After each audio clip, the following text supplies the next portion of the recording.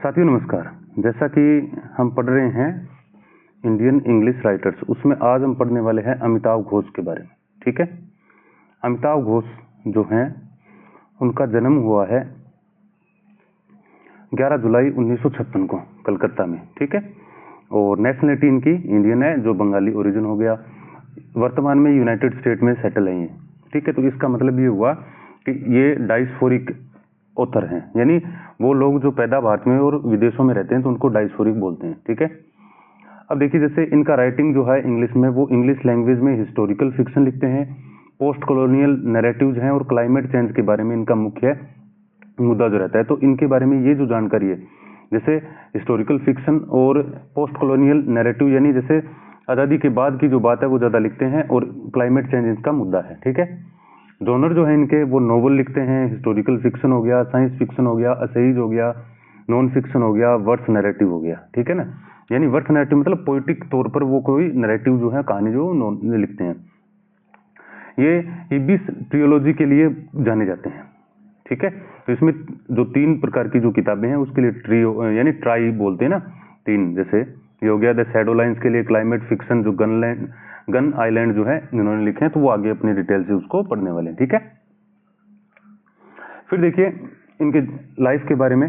तो जो इनका फैमिली और अर्ली लाइफ है उसमें फादर जो थे वो शैलेंद्र चंद्र घोष थे, जिन्होंने इंडियन आर्मी में अपनी सेवाएं दी थी, और इनके स्पाउस जो हैं वो हैं देबोर्थ बेकर, जो इंडियन अमेरिकन राइटर थे और बायोग्राफर हैं। ठीक है, इनके 2 बच्चे हैं, जिनमें जैसे वैसे कोई नाम पब्लिकली आता नहीं है इनका किसी का, बाकी ये सामान्य सी बात है। ठीक है, एजुकेशन इनका हुआ है जैसे दून स्कूल देहरादून है, उसमें यूजी इन्होंने किया है। स्टीफन कॉलेज जो है ना दिल्ली यूनिवर्सिटी में, ठीक है, बीए हिस्ट्री में किया था। और पोस्ट ग्रेजुएट जो है पीजी जो किया इन्होंने Delhi school of economics sociology में इन्होंने क्या एमए किया है। पीएचडी यानी इसने डी फिल जो है ना in socio anthropology from Oxford University, saint जैसे ऑक्सफोर्ड यूनिवर्सिटी के अंतर्गत जो कॉलेज आता है सेंट एडमंड हॉल, वहां पे किया है। ठीक है, ये सामान्य जानकारी है। अब देखिए इनके वर्क के बारे में। वर्क में सबसे पहले थे द सर्कल ऑफ रीजन। ठीक है ना, द सर्कल ऑफ रीजन 1986 में। तो इसका जेनर जो है वो है मैजिक रियलिज्म और पॉलिटिकल एल्गोरी है ये। ठीक है, अवार्ड मिला इसके लिए प्रिक्स मेडिसिस एटेंगर, यानी जिसको फॉरेन मेडिसी प्राइज बोलते हैं इंग्लिश में, और फ्रांस यानी फ्रेंच भाषा में इन्होंने लिखा है। फिर आता है थीम में ये reason versus superstition, migration, identity और रैशनलिज्म के बारे में लिखते हैं ये। करेक्टर इसमें एलू, तो ए बॉय ऑफ बहुत ही जीनियस लड़का है, 8 साल की उम्र है इसका, बलराम हो गया, और नचिकेता बोस जो है वो इसके करेक्टर हो गए। स्ट्रक्चर इसमें ये 3 हिस्सों में बंटा हुआ है, जैसे सत्व जो रीजन बतलाता है, फिर रजस जो उसकी इच्छाएं, और तमस जो है वो डेथ के बारे में बतलाता है। तो ये इसका मुख्य बात हो गई। ठीक है, फिर इसके बाद आता है इसका जो टाइप है वो क्या था, टाइप क्या था, पोस्ट मॉडर्न फिक्शन था, एल्गोरिकल नॉवल, जैसा हम पहले पढ़ चुके हैं। फिर आता है आपके पास the shadow lines. Shadow lines 1988 में लिखा हुआ है, इसका जोनर साइकोलॉजिकल और पॉलिटिकल नॉवल है। अवार्ड्स इसके लिए साहित्य अकेडमी अवार्ड मिला है, तो ये बात इसमें मुख्य हो गई। थीम इसका है nationalism, memory, identity, borders, communal violence वगैरह जो है वो बात है। और त्रिदिब जो है वो इसका हीरो है, रिप्रेजेंट इमेजिनेशन और आइडियलिज्म। और स्ट्रक्चर 2 हिस्सों में बंटा हुआ है, जैसे गोइंग अवे और कमिंग होम। ठीक है, फिक्शनल है, मेमोर यानी जैसे अपनी पुरानी बातों को याद करके लिखता है, और सेमी ऑटोबायोग्राफी है, ये इसका टाइप हो गया। ठीक है, नोटेबल फॉर ये किसके लिए जाना जाता है, तो इसमें नॉन लाइनियर नैरेटिव है, exploration of India Bangladesh partition है, तो ये इसकी मुख्य बात होगी। फिर आता है an antique land. Antique land जो है 1992 में लिखा हुआ, ट्रेवलिंग और एथनोग्राफिक नॉन फिक्शन है ये, इसका ये जोनर हो गया। फिर थीम है history, cross cultural relations, medieval Indian and Egypt के बारे में। अमिताव घोष इसके करेक्टर में है, और स्लेव एब्राम बैन यीजू जो हैं वो इसके करेक्टर हो गए। और टाइप इसका hybrid of travel writing and historical research हो गया।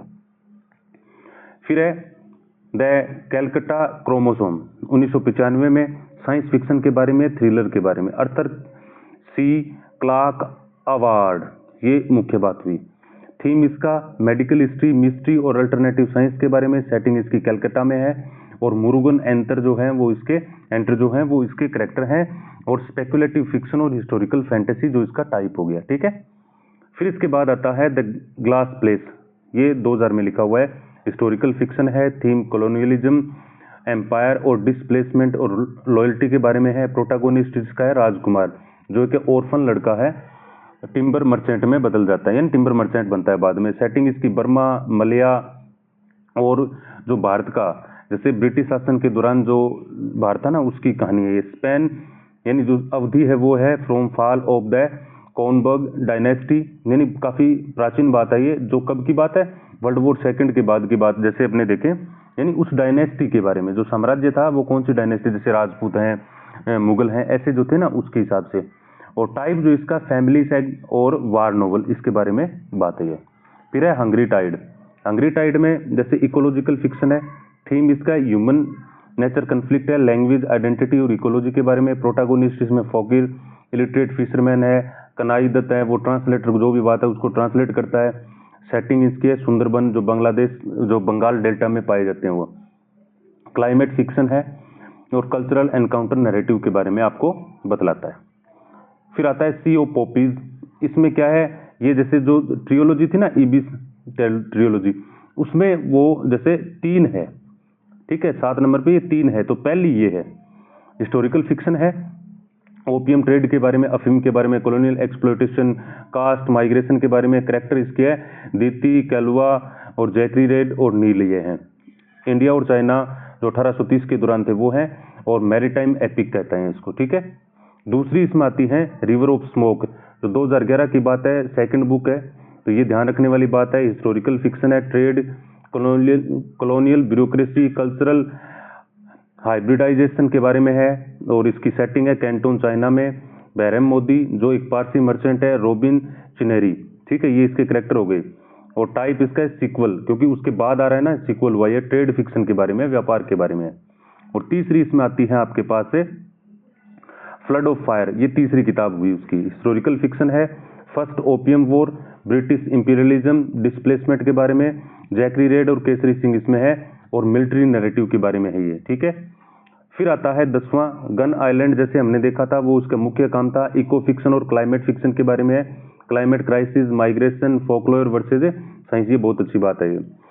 तो करेक्ट इसमें दीनदाता, रेयर बुक डीलर था ये, वेनिस यूएसए और सुंदरबंस के बारे में है। तो यानी जैसे वर्ल्ड और जैसे इंडिया के बारे में ये मिक्सअप हो गया। कॉन्टेम्प्रेरी मिथ बेस्ड है, मिथ का मतलब होता है फॉल्स, मिथ का मतलब होता है फॉल्स, ठीक है, एक फिक्शन है जैसे। फिर जंगलनामा जो है वो नैरेटिव वर्स है, जिसमें कविता के माध्यम से कहानी है, बंगाली फोकलेयर पे राइम में लिखा हुआ है, मतलब पोइम लिखी हुई है। ग्रीड, जस्टिस और डिवाइन बैलेंस के बारे में है। इसमें इंस्पायर्ड है बोन बीबी लीजेंड जो है ना सुंदरबन की, उसके बारे में है। तो ये आप अपने लिए मुख्य हुआ ये, ठीक है। वर्स नोवेल है, इल्यूस्ट्रेटेड एपिक है, एक एपिक टाइप की बड़ी सी कहानी लिखता है ये। फिर है dancing in Colombia and at large in Burma, 1998। असही और पॉलिटिकल ट्रेवलिजन, यात्रा वृत्तांत है, वॉर, मेमोरी और रेसिस्टेंस के बारे में, नॉन फिक्शन असही है, ठीक है, सामान्य सी बात है ये। फिर है काउंटडाउन, एक पॉलिटिकल नॉन फिक्शन है, न्यूक्लियर टेंशन बिटवीन इंडिया और पाकिस्तान, जैसा वर्तमान में जैसे अपने देख रहे हैं, ठीक है ना, ऑपरेशन सिंदूर के बारे में जैसे अपने देखें तो वैसी बात थी। और इन्वेस्टिगेटिव और जर्नलिज्म के बारे में है, ठीक है। फिर आता है the March of the novel through history, ये उसके फादर का बुक केस है, असही है ये। और इसमें अवार्ड जो मिला है वो पुस्कार्ट अवार्ड प्राइज इसको मिला है। हिस्ट्री ऑफ फिक्शन और लिटरेरी मेमोरी है ये। ऑटोबायोग्राफिकल असही है, तो ये सामान्य बात अभी याद करनी है। फिर आता है अपने पास द इमाम एंड द इंडियन, 2002 में लिखा हुआ एक असही कलेक्शन है ये। ग्लोबलाइजेशन, आइडेंटिटी और कल्चरल एनकाउंटर के बारे में बतलाता है, और नॉन फिक्शन है, ठीक है। ये अपने जो टोटल जैसे अपने पास कितने हो गए, 15 हो गए, 15 इसके वर्क हो गए। अब उसके बाद आते हैं इसके अवार्ड्स। अवार्ड्स में आपके पास है जैसे इनके 8 हो गए। तो इसमें क्या है, साहित्य अकेडमी अवार्ड है शैडो लाइन्स के लिए, ये मुख्य बात हुई, याद रखना है।